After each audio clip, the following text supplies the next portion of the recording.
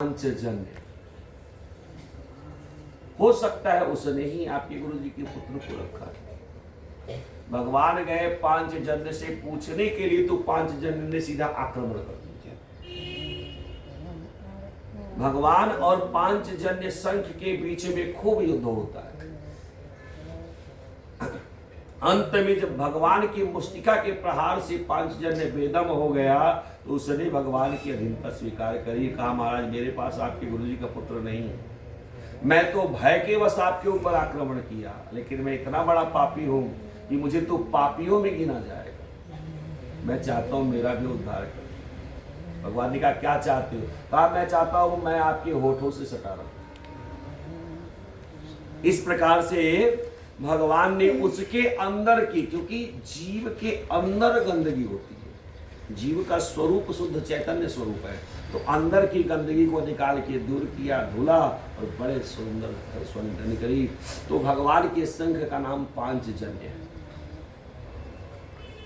वहां से भगवान पहुंचे हैं कहां? संयमनीपुरी, यमराज के पास।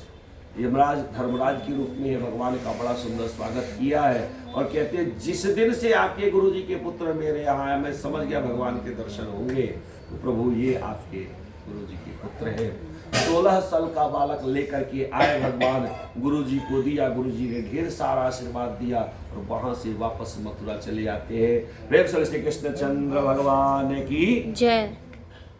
वहां पर कुछ दिन रहे। उद्धव जी एक है, उनके अंदर बहुत सारा प्रेम होता है और वो सोचते हैं कि संसार में सगुण स्वरूप कुछ होता ही नहीं। निर्गुण निराकार परम ब्रह्म की उपासना करने वाले देवगुरु बृहस्पति के शिष्य हैं उद्धव जी और भगवान श्री कृष्ण के बड़े अच्छे मित्र। भगवान श्री कृष्ण को परम ब्रह्म मानकर ही उनकी पूजा करते। भगवान समझ गए कि ये है तो बड़े अच्छे, लेकिन इनके अंदर ज्ञान का अहंकार हो गया। इसीलिए भगवान ने कहा एक दिन उद्धव से, उद्धव उद्धव ब्रज बिसरत मोहि नाही। महाराज ये जो ब्रज है, वृंदावन है, ये सब मुझे बिसरता नहीं है। वो माँ के हाथ की रोटी खाना, ग्वाली के यहाँ भोजन करना, ये सब भूलता नहीं है मुझे। तो उद्धव जी ने कहा महाराज आप हमको समझा रहे हो, मैं जानता नहीं हूँ आप कौन हो। बिनु पग चले सुने, बिनु काना कर, बिनु कर्म करे, बिनु नानक, बिनु बानी बक्ता बिनु जोगी। इस प्रकार से जो आप हो, आप तो परम ब्रह्म हो, पूरा ब्रह्मांड आपका है। आप किसी को कहो कि इनके बिना मेरा मन नहीं लगता, तो ये मुझे लगता है आप मुझे बेवकूफ बना रहे हो। अरे कैसे आपके प्रेमी हैं जो आपके परम ब्रह्म को नहीं पहचानते। भगवान समझ गए कि इनको ज्ञान देना बड़ा जरूरी होता है। एक काम करो, जरा जाके उनको समझा के आओ ना। उद्धव जी ने कहा मेरी बात कोई सुनेगा? आपके विरुद्ध बोलूंगा। कहा तो क्या चाहते हो? कहा एक काम करिए अपना रथ दे दीजिए, हो सकता है आपके रथ को देख के मेरी बात सुन ले कोई। ठीक है ले जाओ। रथ लेके उद्धव जी महाराज आए और आने के बाद जब गोपियों सबसे मिले, सबसे मिलने के बाद गोपियों से मिले और गोपियों ने उनको वो पाठ पढ़ाया, उसी को भ्रमर गीत सार किया। भागवत जी का जो प्राण है वो है भ्रमर गीत सार, और उसमें बहुत सारी बातें बताई। अंत में उद्धव जी कहते हैं अरे निर्गुण निराकार परम ब्रह्म की उपासना करो, सगुण साकार में क्या रखा है। गोपियां कहती है वहां ये कौन है? को है जनक जननी को कहियत, कौन सुदेश को वासी उद्धव, हम नित रहते उदासी। इनके माता पिता कौन है ये तो बताओ। उद्धव जी कहते हैं इनके कोई माता पिता है नहीं, तो निराकार निराकार परम ब्रह्म है। कहा जब वो निराकार है तो संदेशा किसका लेके आया? ये बताने लगे अरे देखो आप ऐसे किसी से प्रेम करोगे तो आपको दुख मिलेगा, आपको कष्ट मिलेगा। गोपियों ने कहा तो क्या हो गया, अच्छा तो है, दुख में भी आनंद है, कष्ट में भी आनंद है। उद्धव जी ने कहा ये तो कोई मूर्ख ही होगा जो कहेगा कि दुख में आनंद मिलता है। किसी को दुख में आनंद मिलता है क्या? विचार करो, दुख में आनंद मिलता है? गोपियों ने कहा मिलता है। कहा किसको मिलता है? कहा देखिए एक माँ बच्चे को जन्म देने के समय असंख्य पीड़ाओं को झेलती, वो जो कष्ट होता है, वो जो दुख होता है, उसको शब्दों में व्याप्त नहीं किया, उसको बताया नहीं जा सकता।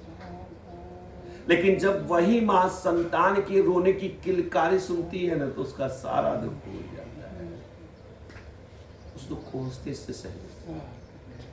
इसी प्रकार से एक प्रेमिका जो प्रेम करती, वह सारे विरह के दुखों को उस समय भूल जाती है जब उसका प्रेमी मिल जाता है। तो भगवान श्री कृष्ण तो हमारे हृदय में है, उनकी एक एक लीला हमारे सामने जीवंत है। किस प्रकार से वो खाते थे, किस प्रकार से वो चलते थे, भगवान नहीं है तो क्या उनकी लीलाओं को याद करके हम जीते। एक स्थिति ऐसी आई, उद्धव जी को स्वीकार करना पड़ा, हे देवियों आप धन्य हो, संसार में आपके जैसा कोई नहीं है। उद्धव जी के शब्द है। उद्धव जी अंत में कहते हैं, वंदे नंद ब्रज स्त्रीणाम पादरेणु अभीक्षण सह यासाम हरे कथोदगीतम पुनाति भुवनत्रयम्। बार बार मैं ब्रज स्त्रियों की प्रशंसा करता हूँ, मैं उनकी वंदना करता हूँ, उनसे ज्यादा अच्छा कोई नहीं हो सकता। आज मैंने माना कि निर्गुण निराकार परम ब्रह्म की उपासना तभी की जा सकती है जब आप सगुण से प्रेम करना सीखो। आप भगवान से प्रेम करते हो? भगवान है कहाँ? कहाँ पे भगवान है? जरा दिखाओ। मूर्तियों में है, मंदिरों में है, कहाँ पे भगवान? स्त्रियों ने बताया, गोपियों ने बताया, भगवान तो सब में है, लेकिन हम किसी परम ब्रह्म को नहीं जानती। हम तो जानती हैं यशोदा नंदन को, हम तो जानती हैं श्री कृष्ण को, जो हमारे सुख में दुख में सब में साथ साथ रहते। हम उनको थोड़े से माखन की, अब यहाँ दूसरी कथा गई, हम थोड़े से माखन के लिए उनको नाच नचाती थी और वो बड़े प्रेम से नाचते थे। जिनके केवल दृग बिंदु से सागर तल मचलते देखा और उनको कण कण माखन के लिए गोपी के इशारे पर नाचते देखा। हमें वो श्री कृष्ण चाहिए, हमें आपके परम ब्रह्म से नहीं मतलब। हमें तो वो देवता चाहिए जिसको अपने हाथ से हम भोजन करा सकें। दुर्भाग्य है कि वो देवता हमारे सामने बैठे हुए हैं और हम खोज रहे हैं कोई आवे ऊपर से सशंख चक्र वाले वो भोजन कर, सामने आपके बैठे हुए, परंतु उनको आप पहचान नहीं पा रहे हो। तो कहा अगर निर्गुण निराकार सब में है, निर्गुण का मतलब क्या है? सब में है। तो जो सब में है, क्या वो मूर्तियों में नहीं है? अगर वो सब में है तो क्या मंदिरों में नहीं है? क्या वो तीर्थों में नहीं है? तो अगर हम मंदिर तीर्थ और मूर्तियों की पूजा करते तो कौन सा गलत करते? इस प्रकार से उद्धव जी ने सुना और सुनने के बाद जब चलने लगे तो वहां पर कहा, टोन मारा गोपियों ने, उद्धव। महाराज जानते, याद रखिए, आप जो कहते हो ना कि भजो भजो, किसको कैसे भजे? को अवराधी ईस, एक जो मन था सो गयो श्याम संग। हे उद्धव, उद्धव मन न भये 10-20, एक जो था सो गयो श्याम संग, को अवराधे ईस। उद्धव मन न भये 10-20। जब चल ले कहा, बाधहु गांठ गछुक जनि छूटी, फिर पाछे पछताऊं। उद्धव जोग बिसरी जनि जाओ। हमको पढ़ाने आए थे योग योग योग। महाराज आप योग मत भूल जाना, उसको गठिया लो खूब अच्छे से। अंत में आए उद्धव जी और भगवान से कहा, महाराज आज तक मुझे लगता था कि गोपियां मूर्ख हैं, परंतु आज मुझे लगता है कि आप गोपियों के साथ अन्याय कर रहे हो, आपको जाना चाहिए। भगवान ने कहा महाराज मैं उनके साथ आध्यात्मिक स्तर पर हमेशा रहता हूँ, वो मेरी लीलाओं में मेरा दर्शन करती है। जब हम किसी से प्रेम करते हैं ना, वो हमारे पास से चला जाए और उसकी कोई वस्तु हमारे पास रहती है तो हम कहते हैं ये वही ढाका है ना जो वो बांधा करते थे, ये वही है पुस्तक है ना जो वो पढ़ा करते थे, ये वही कपड़े हैं ना। तो हमें उसकी एक एक चीजों से प्रेम होने लगता है। ये प्रेम की पराकाष्ठा है। जिससे हम प्रेम करते हैं उसके लिए वो रहता है तो शायद कम प्रेम हो, लेकिन वो जब चला जाता है तो प्रेम हमारा और बढ़ जाता है। किसी बड़े अच्छे दार्शनिक ने कहा कि वियोग की स्थिति में ही प्रेम की पूर्ण पराकाष्ठा है। जब तक सामने कोई रहता है उसकी कदर हमको नहीं होती, तो वो चला जाता है ना तो उसकी कदर हमको होती है। कहा महाराज आप बड़ा अन्याय कर रहे हो, आपको जाना चाहिए। भगवान ने कहा जाऊंगा, समय आएगा तो जाऊंगा।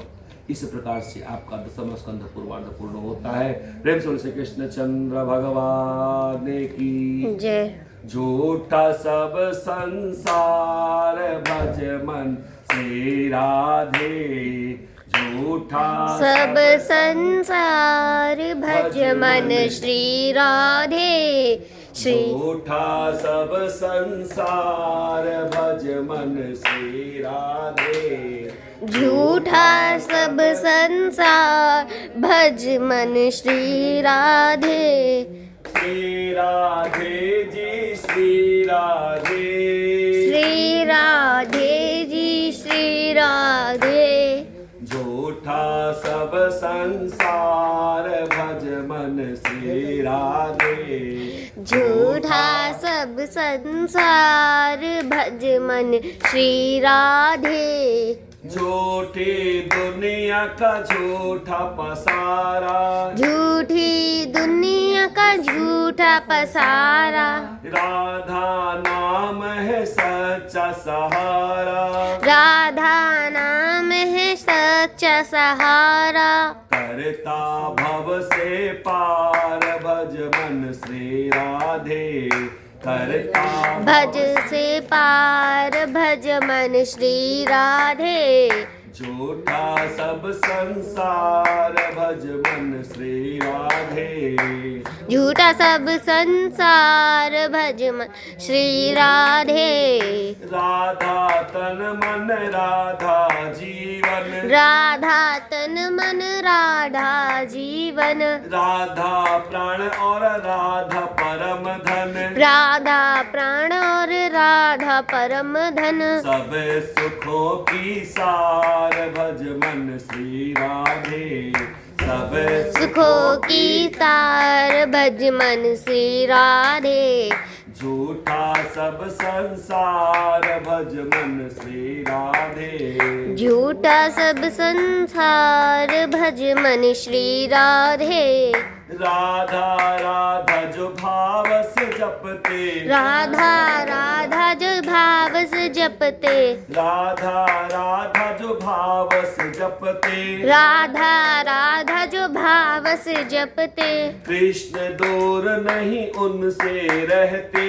कृष्ण दूर नहीं उनसे रहते, राधा प्रेम अवतार भज मन श्री राधे, राधा प्रेम अवतार भज मन श्री राधे, झूठा सब संसार भज मन श्री राधे, झूठा सब संसार भज मन श्री राधे, करुणामयी सरकार है राधा, करुणामयी सरकार है राधा, आनंद का भंडार है राधा, आनंद का भंडार है राधा, आनंद मिले अपार भज मन श्री राधे, आनंद मिले अपार भज मन श्री राधे, झूठा सब संसार भज मन श्री राधे, झूठा सब संसार भज मन श्री राधे, श्री राधे जी श्री राधे, श्री राधे जी श्री राधे, झूठा सब संसार भज मन श्री राधे। झूठा सब संसार भज मन श्री राधे। प्रेम से राधा कृष्ण भगवान की जय। और इस प्रकार से दसम स्कंध उत्तरार्ध में कथाएं आती हैं। शुक्रदेव जी कहते हैं कि कंस की दो पत्नी, एक का नाम अस्ति, दूसरे का नाम प्राप्ति। भगवान ने उग्रसेन को राजा बनाया है। राजा बनाने के बाद अपने माता पिता को मुक्त करवाया है। उग्रसेन जब राजा बन गए और ये दोनों स्त्रियां कंस की रोते हुए अपने पिता जरासंध के पास, जरासंध से अपने वैधव्य का हाल बताया और जरासंध वहां से पूरी की पूरी कई सारे औक्षाणी सेना लेकर के प्रकट होता है और चारों तरफ से उसने मथुरा को घेर लिया। कंस मारा गया है, मथुरा की सेनाएं अस्त व्यस्त है, राजकुश लगभग खाली सा हो गया।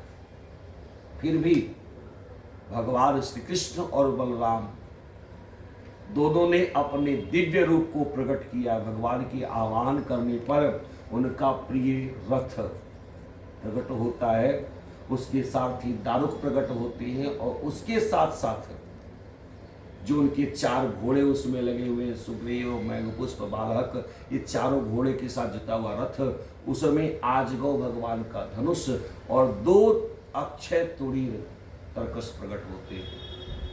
इससे पहले शांदीपन मुनि के आश्रम में ही महर्षि व्यास ने, दुर्वासा जी ने सुदर्शन चक्र भगवान श्री कृष्ण को दिया है कि महाराज ये संभालो अपना शस्त्र और ये संभालो अपने शस्त्र।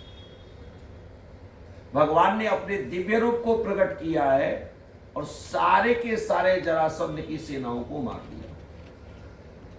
बलराम जी जब जरासंध को मारने का उपक्रम करते हैं तो भगवान ने इशारे से मना किया, मत मारो। बलराम जी कहते क्यों छोड़ रहे हो, ये बार बड़ा दुष्ट है। भगवान ने कहा नहीं जानते हो आप, संसार में पापियों के भार को कम करना है तो हम कहां जाएंगे खोजने के लिए। यह है समझो गुड़ की डली, जैसे गुड़ की डली में सारे चींटे समेटे हुए चले आते हैं, उसी प्रकार से जरासंध सारे पापी राजाओं को बटोर के लाएगा और हम बड़े ईमानदारी से यही से मारते हैं। इस प्रकार से जरासंध ने 17 बार आक्रमण किया और भगवान ने 17 बार उसकी जितने सेना सबको मार डाला। युद्ध करते करते करते करते मथुरा की हालत एकदम जर्जर हो गई। 18वीं बार जब कंस आया, जरासंध आया, तो एक तरफ से आगे से कालयवन की सेना है और पीछे से जरासंध की सेना है। कालयवन वह है जिसके रुएं तलवार की तरह है। यवन समझते किसको बोलते हैं?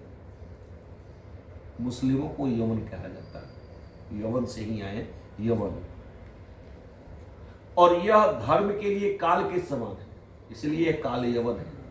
इसकी और भी कथाएं जो आपको हरिवंश में, वह काल यवन के जो रुएं हैं वो तलवार की तरह, वो 2 करोड़ मलेच्छों की सेना, मलेच्छ कहा गया है इसमें मुस्लिमों को, विधर्मियों को। अब वो पूरे सेना लेकर के वहां आने के बाद घेर लिया चारों तरफ से। भगवान सोचते हैं अगर मैं काल यवन से लड़ने जाता हूं तो जरासंध की सेना पीछे से आक्रमण करूं, जरासंध से लड़ने जाता हूं तो काल यवन की सेना मथुरा पे आक्रमण करूं तो क्या करूं। रात ही रात में भगवान पहुंचे कहां पे? समुद्र के पीछे। समुद्र ने देखा, अरे वाह आज मेरे जामाता आए हुए। भगवान ने कहा ये संबंध याद है आपको, मैं कौन? कहा आप मेरे जामाता हैं। तो कहा आप इतना तो जानते हैं कि अगर जामाता किसी के, जामाता समझते ना,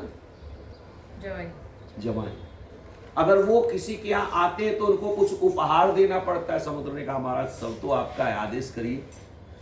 कहा वास्तव में मुझे आपसे 16 योजन भूमि चाहिए। समझ रहे? 16 योजन, एक योजन में 4 कोस है, यानी 64 कोस की भूमि चाहिए।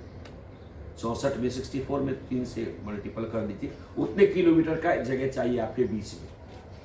वहां पे मैं एक नगरी का निर्माण करूं। कहा ठीक है, दे दिया, उतना जगह खाली कर दिया समुद्र ने। कहा जो बनाना है बनाइए। भगवान ने रात में ही विश्वकर्मा जी को बुलाया, कहा महाराज यहाँ पे आपको एक नगर का निर्माण करना है, और नगर ऐसा होना चाहिए कि जिसमें जीवन के सारे संसाधन हो।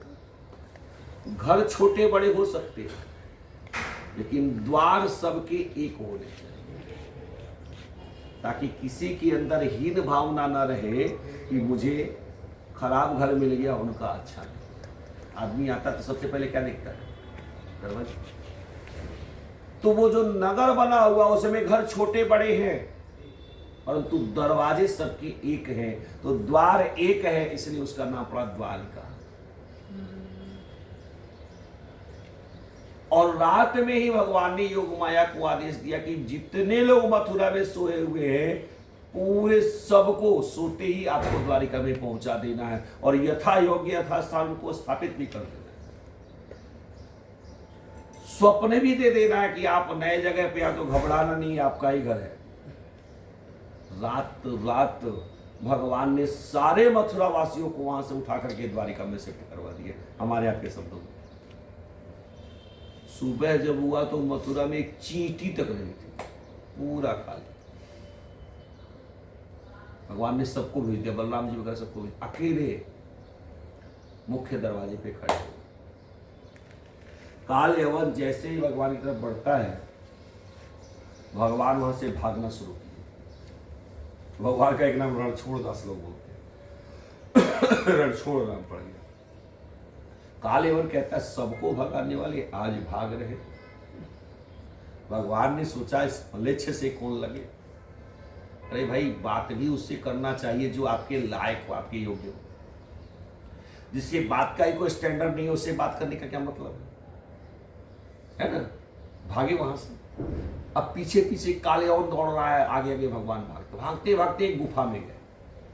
तो भगवान जो गुफा में गए हैं, गुफा में घुप अंधेरा है, लेकिन जैसे भगवान गुफा में गए, आप समझ लीजिए उजाला। भगवान ने सोचा काम गड़बड़ हो जाएगा, तो उन्होंने अपने रूप को छुपा लिया। जैसे अन्य कथाओं, अन्य ग्रंथ की कथाओं के अनुसार भगवान जब माखन चोरी करने जाते तो पूरा अंधेरा होता है ना, पूरा अंधेरा होता। भगवान वहां पे माखन चोरी करने गए हैं, उनको कैसे पता चले कहाँ माखन है? भगवान जहां जाते उनका प्रकाश इतना था, अपने आप उजाला हो जाता था। जो रही से ही कसर थी। एक कथा आती है, भगवान गए किसी के यहाँ माखन निकालने के लिए, तो उन्होंने सबको खिलाया। तो उस घर में शंख और घंटी रखा हुआ था, समझ रहे? तो भगवान ने कहा शंख और घंटी से कि भाई देखो, भोग लगाऊंगा तो आवाज मत करना। शंख ने भी कहा ठीक है, घंटी ने भी कहा ठीक है। अब भगवान ने सबको माखन दिया, सबको खिलाया, सबका पेट भरा। अंत में भगवान स्वयं खाते, सबका पेट भरने के बाद तब खाते हैं। ये भगवान का सबसे अच्छा गुण है। जैसे ही माखन उठाया और मुख में डाला, तब तक घंटी भी बजने लगी, शंख भी बजने लगी। तो गोपियां पकड़ ली।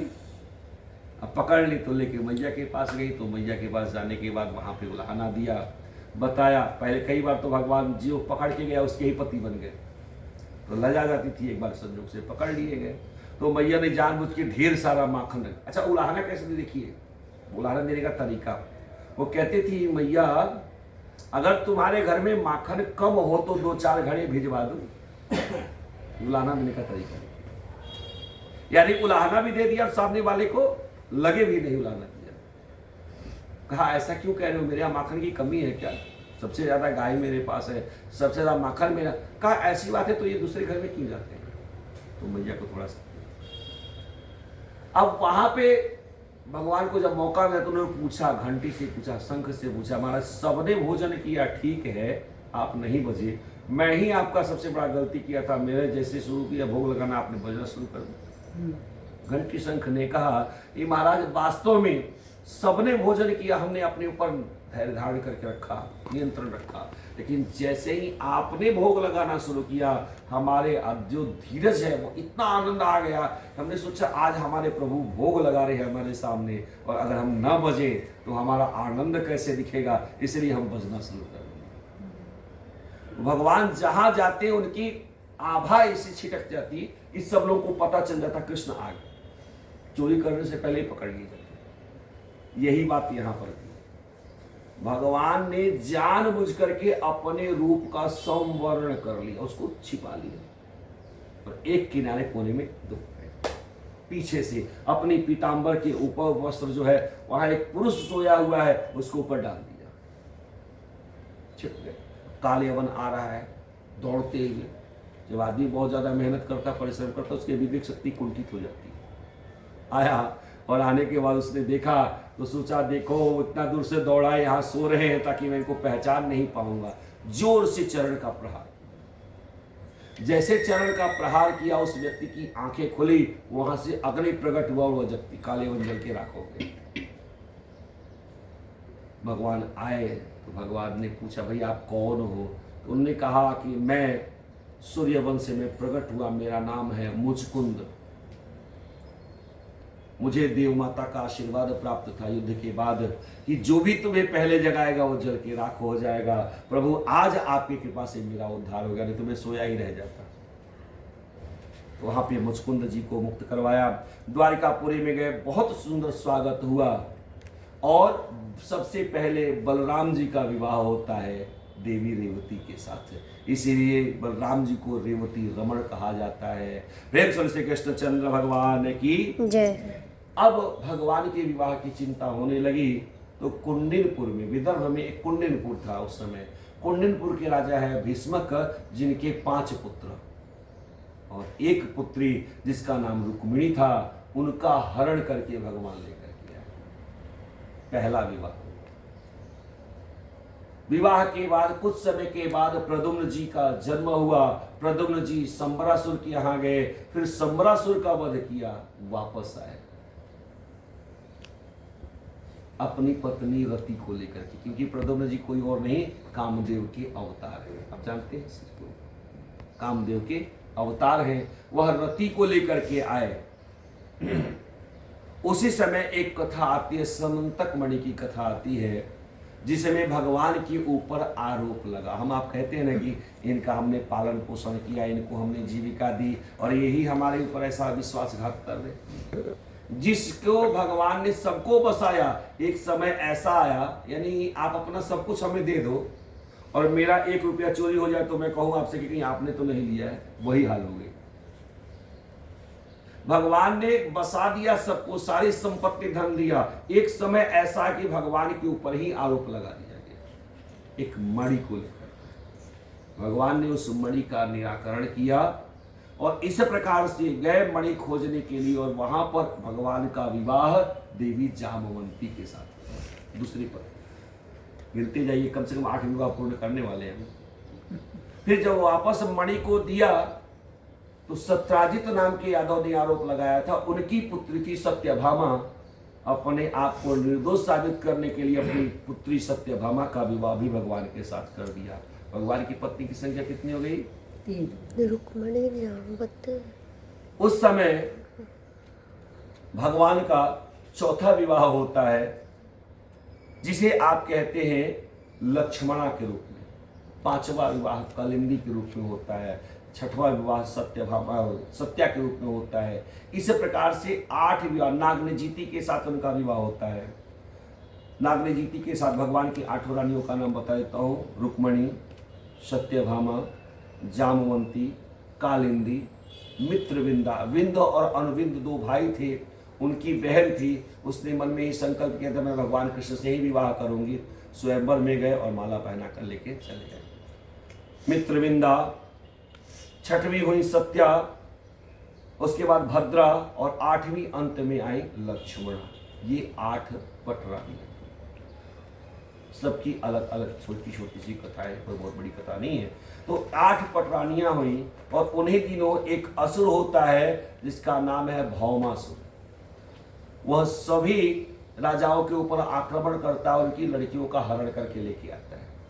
इस तरह से उसने 16,100 लड़कियों को अपने यहाँ कैद करके रखा था और सबसे वो चाहता है विवाह करने के लिए, जो भी इस बात को स्वीकार नहीं करती उससे उसको कारागार में बंद करके रखा। जैसे तैसे इन लोगों ने एक ब्राह्मण के यहाँ थे भगवान के पास संदेशा भेजा और भगवान आए, भौमासुर का अंत किया और 16,100 कन्याओं को मुक्त किया।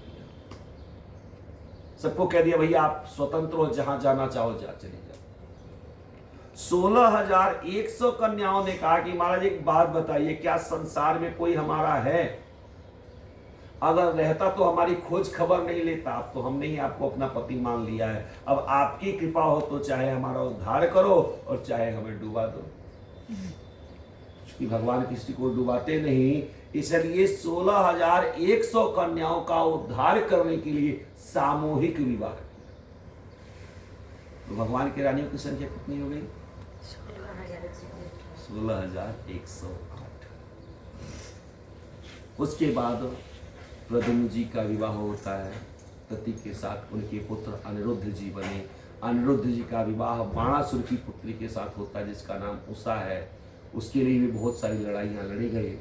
सबका विवाह करने के बाद अंत में सुखदेव जी कहते हैं कि भगवान के जो जितनी संख्या है आप समझ लीजिए, उनको पढ़ाने के लिए 79 करोड़ 90 लाख केवल टीचर हुआ करते थे, मास्टर साहब। 79 करोड़ 90 लाख केवल शिक्षक हुआ करते थे उनको पढ़ाने के लिए। सुखदेव जी कहते हैं राजन, उस समय लगभग 2 खरब के बराबर जनसंख्या केवल यदुवंशियों की, यही 5 वंश से मिलाकर के 2 खरब की संख्या। और जैसा कि जाहिर है जब भी जिसकी संख्या बढ़ती है वह उत्पात करना शुरू करता है। भगवान ने इस चीज को महसूस किया, इसलिए शिक्षा देने के लिए एक और लीला की रचना की। एक बार बच्चे खेलने के लिए गए सांब आदि, तो संजोग से इनको प्यास लगी, भगवान भी साथ में थे, तो देखा सामने कुआं है, गए पानी पीने के लिए, तो वहां पर एक गिरगिट था विशाल काय रूप में, पानी नहीं पी पा रहे थे।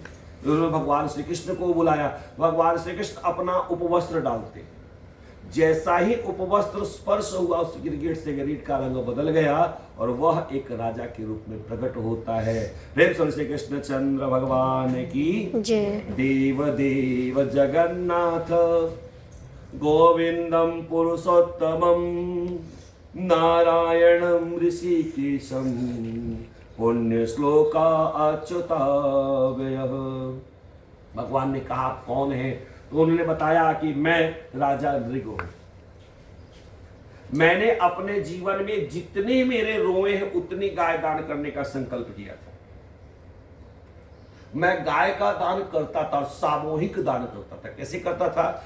गाय का सींग सोने से मढ़ा हुआ हो, खुर और पीठ चांदी से मड़ी हुई हो, अच्छे से आच्छादित करके बकायदे मैं गाय का दान करता था और बहुत सारी गायों का दान। संजोग से एक बार जब मैं गाय का दान कर रहा था तो एक ब्राह्मण थे जिनको श्रोत्रिय ब्राह्मण कहते हैं। श्रोत्रिय ब्राह्मण वो होते हैं जो किसी का भी दान नहीं लेते। उनकी गाय भूलवश आकर के उस समूह में शामिल हो गई। मैं समझ नहीं पाया और सभी गायों के साथ उसका भी मैंने दान कर दिया, यानी दूसरे की वस्तु दान। संजोग से पंडित जी गाय लेके जा रहे थे, जिसकी गाय थी वो रास्ते में मिल गए। उन्होंने कहा भाई मेरी गाय है, आप लेके कहां जा रहे हो? तो जिसको मैंने दान दिया था उसने कहा नहीं नहीं, ये तो राजा ने मुझे दान दिया। अब दोनों आए मेरे पास। जब दोनों मेरे पास आए उस समय उनसे मैंने कहा, उन्होंने कहा महाराज ये तो गाय हमारी है कि आपकी, आप बताओ ईमानदारी से। तो अब जब मैंने गाय को देखा तो देखने के बाद मुझे तो काटो तो खून नहीं, क्योंकि वास्तविकता वही थी कि वह गाय तो मेरी थी नहीं। तो इसलिए मैंने क्षमा याचना मांगा, कहा महाराज जो गाय आपने लिया हुआ है इसके कई गुना ज्यादा मैं गाय आपको देता हूं, छोड़ दो। तो उस ब्राह्मण ने कहा महाराज मैं दान लेता ही नहीं तो आपका गाय क्यों? अब जाओ, मुझे मेरा भी गाय नहीं चाहिए। वो भी छोड़ के चले गए। जिनको मैंने दान दिया था वो कह रहे कि जब इस दान के लिए इतना सारा मुझे सुनना पड़ा तो महाराज मुझे अब यह गाय भी नहीं चाहिए। वो भी छोड़ के चले गए। कहते हैं महाराज इस पाप कर्म के कारण कई सारे योनियों में भटकने के बाद अंत में मैं गिरगिट की योनि में, और आज आपकी उपवस्त्र के स्पर्श करने से मैं मुक्त हो गया। अब मुझे आज्ञा दी, अनुमति दी, मैं अपने धाम को जाऊं। भगवान ने भेज दिया और समझाया। भगवान अपने बच्चों को सबको समझा रहे, सारे वंश वालों को समझाए। देखिए भगवान किसी को ऐसे दंड नहीं, पहले सब समझा देते हैं, बता देते हैं। भगवान ने क्या बताया? कहा याद रखो, दुर्जरम बत ब्रह्मस्वम मुक्तम अग्ने नगापपि तेजीयोसिपि किमुत राज्ञमीश्वरमानिनां नाहं हलाहलम मन्ये विषमय स प्रतिक्रिया ब्रह्मस्वं हि विसंप्रोक्तं न्यासं प्रातुर्विधिर्भुवि। कहा याद रखो, संसार में एक बार आप कालकूट विष को पी के पचा सकते हो, हलाहल को पचा सकते हो, लेकिन अगर कोई ब्राह्मण का धन हरण करके सोच ले पचा लूंगा तो यह संभव नहीं है। अगर अनजाने में या जानबूझकर भी आप ब्राह्मण के धन को चुरा लेते हो या पचा लेते हो तो आपका नहीं, आपके पूरे कुल का विनाश हो जाए। भगवान ये सारी बातें समझाई। कहते हैं स्वदत्ता, मान लीजिए आपने दान करके ये मुझे दे दिया, फिर इसका मूल्य 1 करोड़ के बराबर हो गया। अब आपके मन में लालच हो गया, यार मैंने इन दोनों को दान करके दे दिया, आप या आपका कोई बच्चा इसको मुझसे छीन ले जाए, जानो महाराज आपको दूसरा दे दूंगा दान करके। तो भगवान कहते हैं कितना दंड है वो सुन लो। स्वदत्ता, खुद दिया हो, परम दत्ता, यदि किसी ने दूसरे ने दान कर दिया हो और आप उसको उठा कर किसी और को दान करके दे रहे हो। यही मंदिरों में गलतियां होती हैं। आरती होता है, आरती का पैसा उठा करके फटाक से गुल्लक में डाल दिया जाता है, समझ रहे हैं?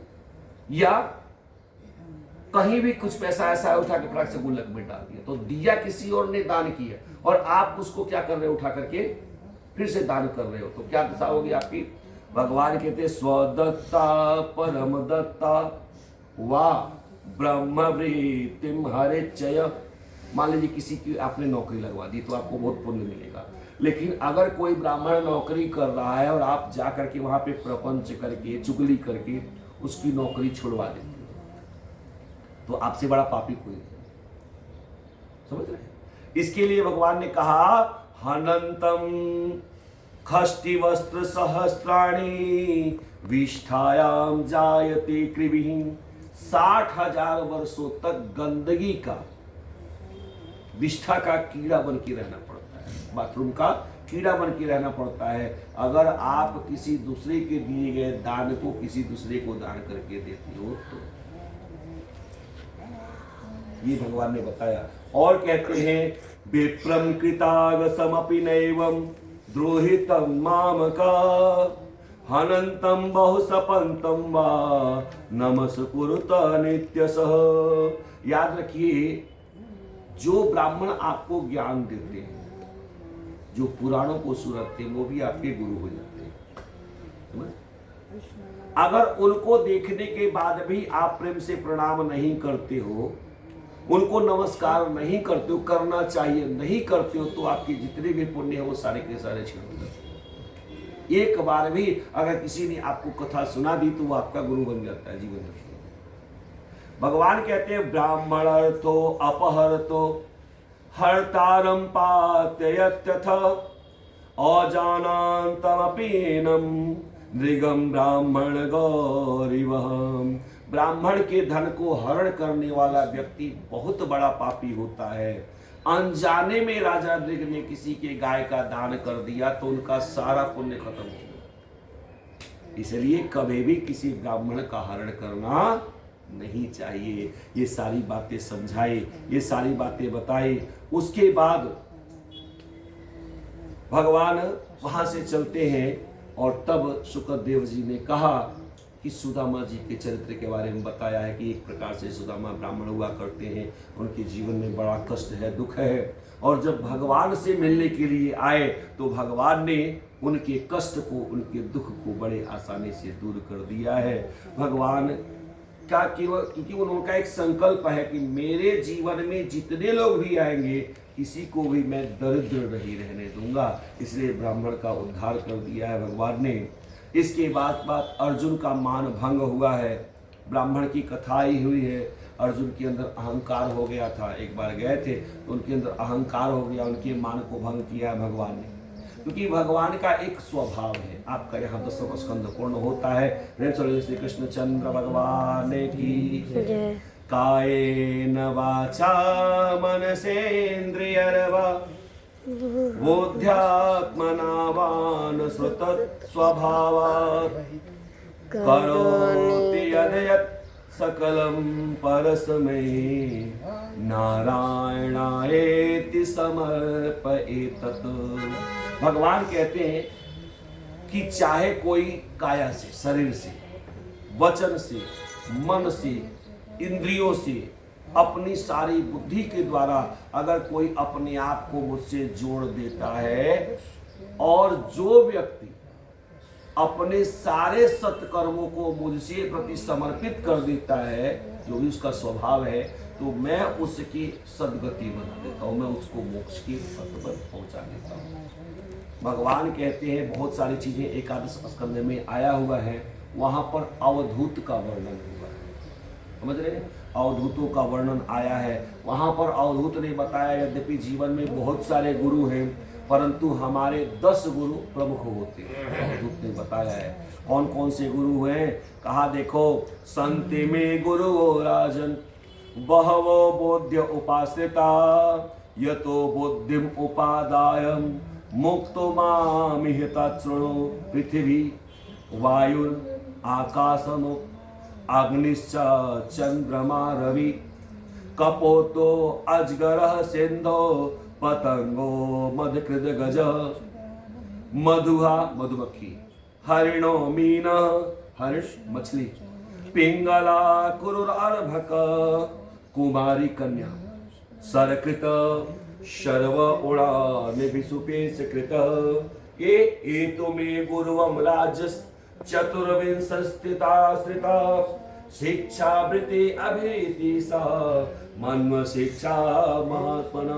ये मेरे 1 2 नहीं 24 गुरु हुए, चतुर्विंशति 24 गुरु हुए हैं। इनके बारे में बताया है, कहा कई सारे गुरुओं का उदाहरण दिया है। अंत में एक गुरु का उदाहरण दिया है, पिंगला नामक वैश्य, समझ रहे हैं? वो भी इनकी गुरु है। कहा कैसे गुरु है? कहा एक बार एक नगर में, विदेह नगर में एक नगर वधू रहा करती थी। नगर वधू समझ गए ना, रहती थी, उसका नाम था पिंगला। वह रोज बंसन के समान श्रृंगार करके और दरवाजे पर खड़े रहती थी और आने जाने लोगों को रिझाने का प्रयत्न करती थी। इसी प्रकार से पाप कर्म से उसका जीवन कट रहा था। एक बार भगवान की कृपा हो गई। जो भगवान की कृपा हो गई तो संजोग से सुबह से ही वो खड़ी है, भूखे प्यासे वैसे खड़ी है। यद्यपि काफी धन उसके पास है, फिर भी श्रृंगार करके खड़ी है। कोई पुरुष आएगा, मैं उसकी सेवा करूंगी, धन मिलेगा। लेकिन पता नहीं कौन सा प्रारब्ध ऐसा है, कोई नहीं आया। याद रखिए, जब तक हमारी इच्छा पूरी होती है तब तक समझिए भगवान की कृपा नहीं हो रही। जब हमारी इच्छा पूरी होनी बंद हो जाए तो समझिए भगवान की कृपा शुरू हो गई। क्योंकि अनुकूल परिस्थितियों में जीव जीता है, परंतु प्रतिकूल परिस्थितियों में जीव केवल परमात्मा की भक्ति को भोगता है। अब इसको कोई मिला नहीं, तो धीरे धीरे धीरे धीरे इसके मन में नैराश्य की अवस्था आ गई। निराशा की अंतिम अवस्था का नाम वैराग्य है। और जब जीव के अंदर वैराग्य हो जाता है तो भक्ति पूरी तरह से प्रस्तुत हो जाती है। उसके अंदर जो एक भाव आया, उसने कहा मैं कितनी अंधी थी, बताओ उसे। मैं ऐसे कामी पुरुषों के पीछे दौड़ रही हूं जो खुद ही परतंत्र हैं, वो मेरा कल्याण क्या करेंगे? अच्छा हुआ मुझे कोई मिला नहीं। जितना ध्यान मैंने कामी पुरुषों में लगाया, अगर उसका एक हिस्सा भी ध्यान अगर मैंने भगवान में लगाया होता तो आज मेरा उद्धार हो जाता। जैसे गोस्वामी तुलसीदास की पत्नी ने कहा, अस्थि चर्म में प्रेमी ऐसी जो है प्रीत, तैसी तो श्री राम में होती तव भवभीत।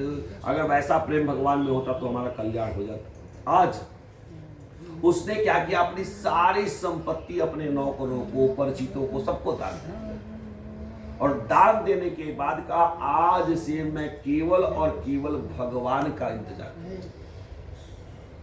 वो भक्ति करना शुरू किया, बाद में वह राजकुमारी बनती है, फिर उसने भक्ति किया और तब जाके मोक्ष तत्व को प्राप्त किया। तो कहते हैं अवधूत कि जब तक हम अपने आसपास की परिस्थितियों को देख करके और उनसे कुछ सीखते नहीं है, तब तक हमको ज्ञान की प्राप्ति नहीं होती है।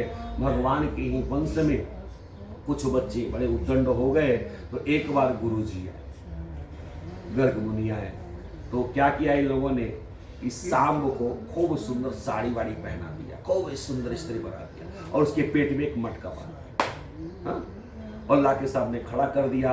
कहा, महाराज आप तो बहुत खाते पीते हो, हमारा बहुत दक्षिणा लिया है, आप बताओ इसको क्या होगा, लड़की होगी कि लड़का होगा? बड़ा हास्यप्रद प्रश्न है। कुछ बहुत पढ़े लिखे लोग भी ऐसी गलती कर देते हैं।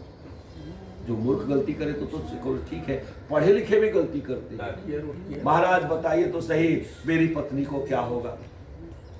कहते पूछते ना, मेरी पत्नी को क्या होगा?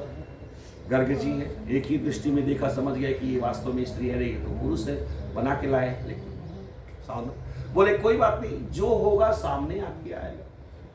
समय से पहले किसी को ये जानने का प्रयत्न, कई बार हम लोग पास फोन आते हैं, ये महाराज मुझे अपनी पत्नी का ऑपरेशन करवाना है, आप कोई ऐसा समय बताइए ताकि हमारा जो है वो ये नहीं आवे, क्या बोलते हैं, मूल शांति नहीं करवानी पड़े, मूल में बच्चा न पड़े, तो हम पहले ही ऑपरेशन करवा देंगे, इसलिए वो समय बताइए। तो हम उनको बताते हैं भैया ऐसा नहीं होता है, समझ गए? चाहे आप कितना भी प्रयत्न करोगे, कई सारे ऐसे हास्यप्रद लोग होते हैं कि हमें हमारे हिसाब से चलना पड़े तो हम पंडित जी को, सबको अपने हिसाब से मोड़ना शुरू कर देते। तो ये बड़ी गलत बात है। समय से पहले कभी भी किसी को ये नहीं पता करना चाहिए कि क्या होगा। तो हम भगवान के काम में हस्तक्षेप कर रहे हैं तो हमें सुख कैसे मिलेगा? इस प्रकार से समझाया गर्ग जी ने कि जाने तो समय आएगा, पता चलेगा। लेकिन बच्चे उद्दंड हो गए। बच्चों ने कहा आज हमारे समझ में आ गया, आपको कुछ आता जाता नहीं है, आप केवल आडंबर करते हो। कहा ठीक है, आडंबर ही करता हूं। नहीं बताना ही पड़ेगा, आखिर इसके गर्भ से क्या होगा। कल्पना करिए, वो स्त्री थोड़े है, वो क्या है, लेकिन आपका अभिमान। तो गर्ग जी क्रोधित होकर के बोलते, इसके पेट से वह प्रकट होगा जिससे पूरे यदुवंश का विनाश हो जाएगा। कह के चलिए, जल्दी कपड़ा उपड़ा सब हटाया गया है। तो पुरुष अब वो मटका जो खींचने का प्रयत्न कर रहे हैं, कुछ लोग इस साइड आए, कुछ लोग इस साइड खींचा, तो उसमें से एक लोहे का मूसल निकलता है, समझ रहे? तो उस समय यदुवंशियों ने निश्चय किया, हम इसके इतने महीन चूर्ण कर देंगे कि किसी को पता ही नहीं चलेगा, कोई नुकसान ही नहीं करेगा। उन्होंने उस लोहे को काटना शुरू कर दिया, छीनना शुरू कर दिया, खूब महीन कर दिया और उसको प्रभास क्षेत्र में छोड़वा दिया। जब डाला तो प्रभास क्षेत्र में वो जो महीन चूर्ण था वो पत्ते जैसा धारदार हथियार, जलकुंभी जैसा होता है ना, जलकुंभी जैसा पत्ता बन गया। कुछ लोग कहते हैं मूंज भी बन गया वो, कुछ लोगों का मानना है। ठीक है, तो अब वो संजोग से एक बार ये लोग प्रभास क्षेत्र में स्नान करने के लिए गए। अंत में काटते सबसे छोटा भाग जो बचा वो एकदम नुकीला तीर जैसा हो गया। उसको इन लोगों ने नदी में डाल दिया। अब नदी में बहती उसको जरा नाम के शिकारी ने मछली निकल गई, मछली को जरा नाम के व्याध ने फंसा लिया। मछली के पेट को फाड़ा तो वो नुकीला निकला, उसमें उसने जहर लगा लिया और तीर बना करके अपने पास रख लिया। अब संजोग से एक बार स्नान का समय आया तो ये लोग गए प्रभास क्षेत्र में स्नान करने के लिए। पूरे के पूरे 2 करोड़ लोग, 2 खरब लोग वो सब स्नान करने के लिए गए। अब जो स्नान करने के लिए गए हुए तो आपस में किसी बात को लेके कहासुनी हो गई। बहुत ज्यादा संख्या होती है, ये होता है ना, कहासुनी शुरू हो गई। परिणाम यह हुआ कि युद्ध हो गया। पहले वाक्य युद्ध हुआ, फिर द्वंद्व युद्ध शुरू हो गया। तो बगल में दिखे क्या, वही पत्ता दिखाई पड़ा और उसी को एक दूसरे के ऊपर खींच के मारना शुरू कर दिया। 2 खरब की जनसंख्या 2 घंटे भी नहीं लगे, आपस में सब करके खत्म, सब खत्म। बलराम जी ने योग ध्यान किया और ध्यान करके फिर से अपने शरीर का त्याग कर दिया और त्याग करके शेष रूप में प्रकट हुए। अंतिम समय में भगवान ने सब छोड़ दिया, वन में आए हैं, बांसुरी उनको मिली और उस बांसुरी को बजाया। जैसा आप जानते हैं, भगवान जब बांसुरी बजाते हैं तो उस समय सारे के सारे वन पशु उनको घेर लेते हैं। ऐसे हिरणी वगैरह सब ने घेरा हुआ है। जरा नाम का बहेलिया दूर से देख रहा है, बड़ी सुंदर हिरणी, कान तक खींच के वही जहर बुझा बाण मारा, हिरणी हटी और वही बाण सीधे भगवान श्री कृष्ण के पैर में लगा। मनुष्य की आवाज जरा नाम की बहेली को सुनाई पड़ी। वो दौड़ते हुए आया, पैर पकड़ लिया, रोने लगा, रे प्रभु मैं तो हिरणी को मार रहा था, आपको लग गया, सारा संसार मुझे पापी कहेगा। भगवान ने कहा नहीं, मुझे अब इस लोक को छोड़ के गोलोक धाम में जाना है। और तुमने तो अपना बदला पूर्ण किया। त्रेता युग में तुम बाली थे और मैंने उस समय रामा अवतार धारण करके तुमको छिपके मारा था, तो आज तुमने भी मुझे मारा, तुमने अपना बदला पूर्ण किया और कुछ नहीं। इस प्रकार से सुखदेव जी ने बताया कि हे राजन, इसी तरह से भगवान श्री कृष्ण गोलोक धाम में चले गए। प्रेम श्री कृष्ण चंद्र भगवान की जय। और इसके अंतर्गत आपका 11 स्कंध पूर्ण होता है। प्रेम श्री कृष्ण चंद्र भगवान की जय। श्री कृष्ण गोविंद हरे मुरारे, हे नाथ नारायण वासुदेवा। श्री कृष्ण गोविंद हरे मुरारी, हे नाथ नारायण वासुदेवा। हे नाथ नारायण वासुदेवा, हे नाथ नारायण वासुदेवा। हे नाथ नारायण वासुदेवा, हे नाथ नारायण वासुदेवा। श्री कृष्ण चंद्र भगवान की जय। 12वें स्कंद में सुखदेव जी ने कुछ महत्वपूर्ण उपदेश दिए। कहते हैं जिस समय की कथा मैं आपको बता रहा हूं, उस समय सारे के सारे लोग असंस्कृत क्रियाहीन रजसा तमसा वृता प्रजास्ते भक्षयसन्ति मलेच्छा राज्य रूपिण।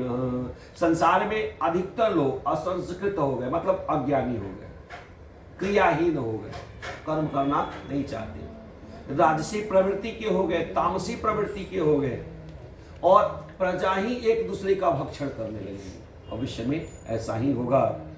मलेच्छों का राज्य हो जाएगा। तान्यस्ते जनपदोस्ता ततचीलाचारवादिना अन्य तो राजभिस छया सती पीड़िता। महाराज कुछ समय के बाद ऐसा होगा कि लोगों के अंदर से आचार शब्द गायब हो जाएंगे। आचार मतलब क्या होता है? खाने वाला आचार नहीं, आचार आचार मतलब होता है आचरण। जो हमारा स्वभाव है वो भक्तिमय नहीं होकर के क्षुधा तृप्ति का साधन का माध्यम बन जाएगा। केवल हम वही काम करेंगे इसका तुरंत रिजल्ट हमको मिल जाए। जैसे हमको पता चलेगा इसका कोई नहीं रिजल्ट मिलने वाला तो वो काम करना ही नहीं चाहेंगे। जैसे अभी किसी बच्चे को बोल दो तुमको माता पिता को प्रणाम करना चाहिए, तो करेगा, इससे क्या होगा? पहला प्रश्न है ना, भगवान की भक्ति कर, इससे क्या होगा? वो आप कितना भी समझाओगे वो मानने वाला नहीं, तब तक नहीं मानेगा जब तक, 2 तरीके से मानेगा। एक तो जब आपको आचरण करते दिखेगा तब मान लेगा। दूसरा तरीका जब वह खुद ठोकर खाएगा, गड्ढे में गिरेगा, तब उसको ध्यान आएगा नहीं हमारे ऊपर भी कोई। इस प्रकार से कहते हैं महाराज, संसार के लोग जो है वह आचरणहीन हो जाएंगे। राजा लोग भी अपने कर्तव्य का त्याग कर देंगे और धीरे धीरे प्रजा की उम्र कम होने लगेगी, क्षयवादी न क्षरित हो गए। 5 अंतिम उपदेश सुखदेव जी ने राजा परीक्षित को दिया, वहां से वो चले गए। कहते त्वं तु राजन मरिष्येति। 5 उपदेश हमारे लिए सबसे काम के हैं, प्रयत्न करेंगे सुनने का। पशु बुद्धि मीमां जहि न जातः प्राग भूतो अध देहत्वं न नाक्षसी। हे राजन, याद रखो, जीवों के अंदर जो पशु बुद्धि होती है ना, वही उसको मार। दूसरा कोई और तरीका नहीं, दूसरा कोई आपको मार नहीं सकता है जब तक आपका ध्यान शरीर में होगा। न भविष्यसि भूत्वा त्वं पुत्र पौत्रादि रूपवान बीज अंकुरवद देह दिव्यातिरिक्तो यथा नलः। वास्तव में आपका पुत्र पौत्र बीज जो भी आप शरीर मान रहे हो, उसी में आपको कष्ट मिल रहा है। वास्तव में जीव का अपना सत कर्म ही उसका साथ देता है। न पुत्र आपकी सदगति कर सकता है।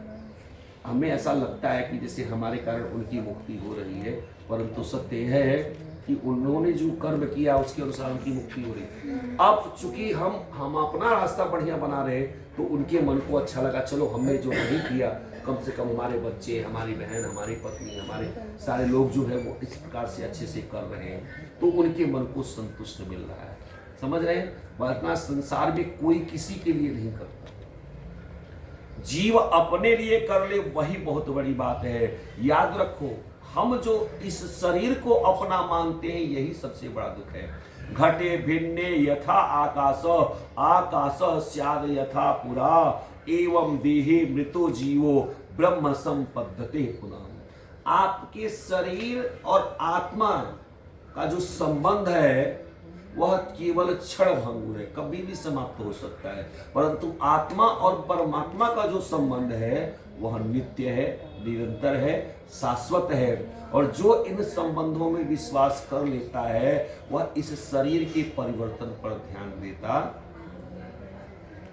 हम चिंता करते हैं ना कि हम कमजोर हो गए, हम बूढ़े हो गए, हम मर जाएंगे, क्या होगा?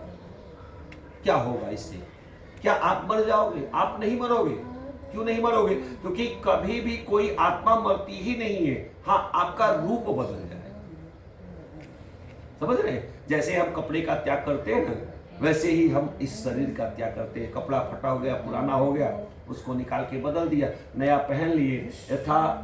यथा विहाय जीर्णानि वस्त्राणि। जैसे कपड़े को हम पहन देते हैं, वैसे हमारा यह शरीर है, बूढ़ा हो गया, पुराना हो गया, या इसके कर्तव्य पूर्ण हो गए, तो चाहे बूढ़ा हो, जवान हो, छोटा हो, बड़ा हो, कोई भी हो, वो अपने शरीर का त्याग कर देता है।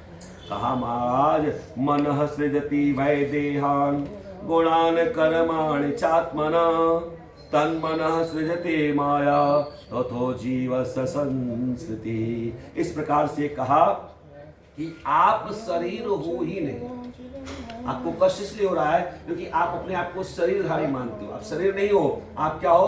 परम ब्रह्म। अहम ब्रह्मम परम धामम ब्रह्म परमम पद एवं समीक्षण आत्मानम आत्मन धाय निष्कले। महाराज, जिस समय आप ये मान लोगे मैं शरीर नहीं हूँ, शुद्ध चैतन्य परम ब्रह्म हूँ। क्या बोलते हैं? अहम ब्रह्म अस्मि। हम कौन है? ब्रह्म है। तो हम ब्रह्म स्वरूप हैं, तो हमारे शरीर का कोई भी परिवर्तन होता उससे कोई फर्क पड़ने वाला नहीं है। सुखदेव जी कहते हैं, याद रखो, दशंतम तक्षकम पादे। तक्षक तुम्हें काटेगा। ले लिहान विषान नहीं। इससे पहले विषयों ने कई बार तुमको काट लिया, उससे ज्यादा दुख है, लेकिन तुम समझ नहीं पा रहे हो। न द्रक्षसी शरीरम च विश्वम च पृथक आत्मन। महाराज यह शरीर भले नष्ट हो जाए परंतु तुम्हारी आत्मा भगवान श्री कृष्ण के चरणों में लग गई है, उसका कभी ह्रास नहीं होगा, वो गोलोक धाम में प्राप्त होगी। प्रेम से श्री कृष्ण चंद्र भगवान की जय। और अंत में महात्मा, वैसे थोड़ा सा पहले आपको मैं कल बता दूं, आज एक लाइन में ही आपका पूरा महात्मा है। जीवन का सार तत्व सूत जी ने ऋषियों को समझाते हुए कहा है, कहाँ कथा चल रही है, नैमिषारण्य में, वहां पे कहा है कृष्ण प्राप्ति कर्म शाश्वत। जीवन का परम उद्देश्य क्या है? श्री कृष्ण की प्राप्ति, चाहे जिस प्रकार से करे। क्या होगा उसे? प्रेमानंद फलप्रदम। जब आपको कृष्ण की भक्ति प्राप्त हो जाएगी तो आप प्रेमानंद में मगन हो जाओगे, और जब ये हो जाएगा तो क्या होगा? कहा श्रीमद् भागवत शास्त्रम कलो कीरीण भाषितम। बार बार आपका मन करेगा फिर से भागवत कथा होती, फिर सुन लेता, फिर से कथा होती, फिर सुन लेता। जब जीव के अंदर भक्ति पूर्ण रूपेण बैठ जाती है तो वो बार बार भगवान श्री कृष्ण की इस लीलामृत कथा श्रीमद् भागवत का श्रवण करना चाहता है। जीवन का परम उद्देश्य यही है, क्योंकि अगर श्री कृष्ण को प्राप्त करना है तो आपको भागवत जी का सहारा लेना पड़ेगा, उसके अलावा दूसरा कोई रास्ता नहीं है। प्रेम से श्री कृष्ण चंद्र भगवान की, उमापति महादेव की जय। लगन तुमसे लगा बैठे, जो होगा देखा जाएगा। लगन तुमसे लगा बैठे, जो होगा देखा जाएगा। तुम्हें अपना बना बैठे, जो होगा देखा जाएगा। तुम्हें अपना बना बैठे, जो होगा देखा जाएगा। कभी दुनिया से डरते थे कि छुप छुप याद करते थे। कभी दुनिया से डरते थे कि छुप छुप याद करते थे। कि छुप छुप याद करते थे। कि छुप छुप याद करते थे। लो अब पर्दा उठा बैठे, जो होगा देखा जाएगा। लो अब पर्दा उठा बैठे, जो होगा देखा जाएगा। लगन तुमसे लगा बैठे, जो होगा देखा जाएगा। लगन तुमसे लगा बैठे, जो होगा देखा जाएगा। कभी यह ख्याल था दुनिया हमें बदनाम कर देगी। कभी यह ख्याल था दुनिया हमें बर्बाद कर देगी। हमें बदनाम कर देगी। हमें